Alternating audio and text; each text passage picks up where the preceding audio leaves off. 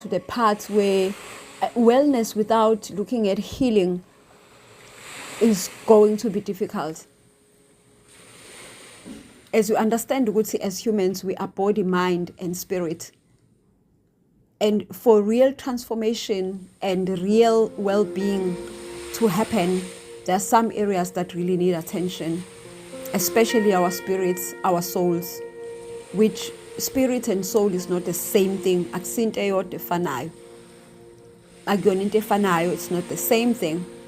You know, a soul, I can say, mina, in my own understanding, that a soul is where you operate from. Your emotions, your thoughts, your decisions, those you will make from your soul place, your cognitive processes. But psychologists and other people will tell you it's the brain. They will tell you about the amygdala, the hippocampus, the different parts of the body, of the brain. So, but I'm looking at differently that the brain is part of the body, but there is something that you cannot necessarily touch, but that's where things happen. It's the soul. The soul. Even a nation has a soul. What is the soul of this nation? You can tell from afar ukuthi isoul yenation injani. You can tell from how people are living and prospering, and how people are dealing with issues of loss. How do they speak about their nation? What is happening? You can tell the soul of the nation, and you can tell the soul of umuntu ukuthi umphefumulo wakhe unjani. And then there's a part where the spirit, the spirit is the real you. For me, I would say it's the engine, it's the person, the real person that is inside of you. It's who uNonhlanhla is. Many things that happen will affect us at the soul level, where your feelings, and our mind processes for this particular piece, I will say they are.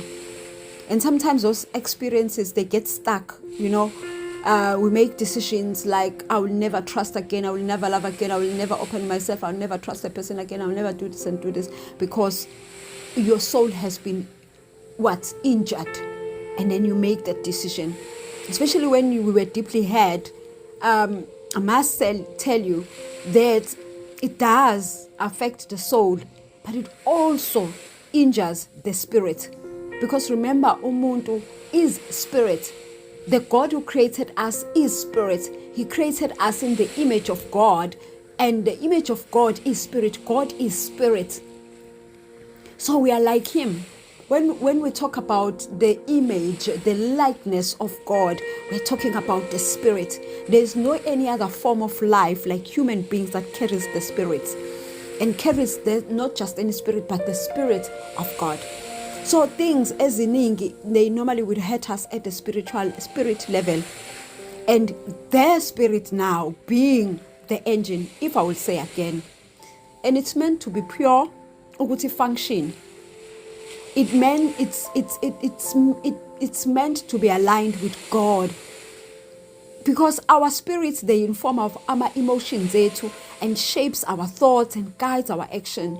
That's why a strong and a healed spirit is critical.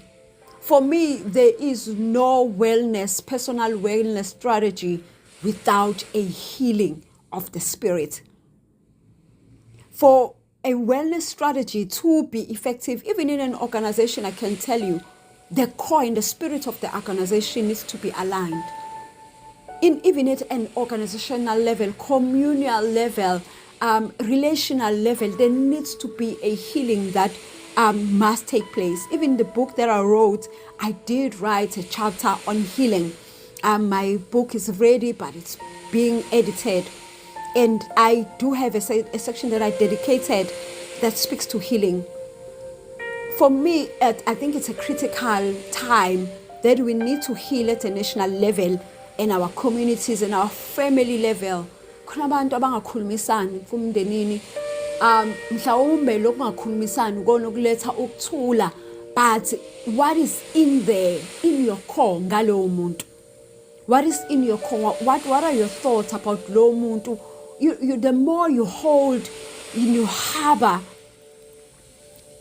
horrible and negative thoughts about a person, it doesn't affect the person nje, but it also affects you. Iyawungcolisa umoya wakho. Uyawungcolisa umoya wakho to a point where you will travel so far in life and you become bitter and heavy, and because you're harboring negative emotions about people. Mhlawumbe umuntu ungamnikeza distance, but leyo distance ithini? What do you hold inside about that person? Ngiyakutshela from my experience and understanding and learning that harboring ill emotions and negativity about a person doesn't affect them at all, but ilimaza wena, umoya wakho uba mumbi, uyangcolisa, uyasinda. So I think healing requires for us to look inward in our hearts and our mind and our spirits. See where esalimala khona, where we were hurt, where we rejected and betrayed and lost something precious. That was so precious. We must revisit those areas to bring them before God.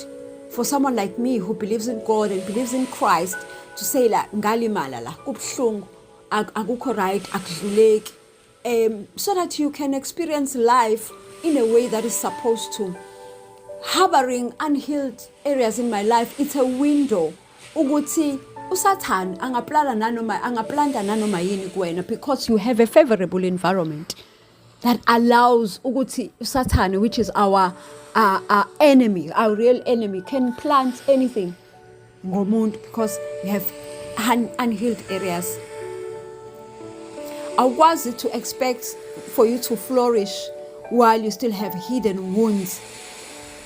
So healing for us it's a request for us to forgive, and show kindness to ourselves, because I said ungahili kulimaza wena. So for me, wellness without healing is just temporary. True wellness really touches at the core of your spirit. Our spirits must be alive and light, connected to ourselves, to center, and even to God. For me, so this is a call for all the ones that want to embrace a journey towards strategic wellness. What do?